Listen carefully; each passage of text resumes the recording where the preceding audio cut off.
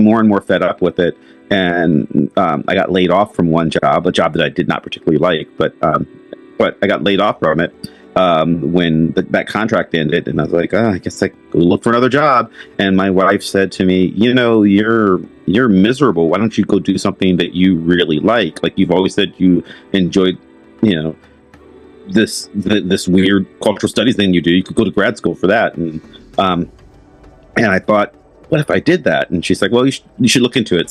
See when grad school applications are due. So I went and I looked at, I lived in Pittsburgh already. So I looked at the University of Pittsburgh when their grad school applications were due, and the date had already passed. And I checked Duquesne and the date had passed, and Point Park and the date had already passed, and CMU and the date was 3 days later. And Steph's my wife said, okay, well, maybe you should try to do it for next year. And I was like, no, 3 days, I can do that. And my wife told me it's impossible to apply to grad school in 3 days. And I said, why? And she's like, well, are your GRE scores even still good? And I was like, GREs, I guess I have to take those, don't I?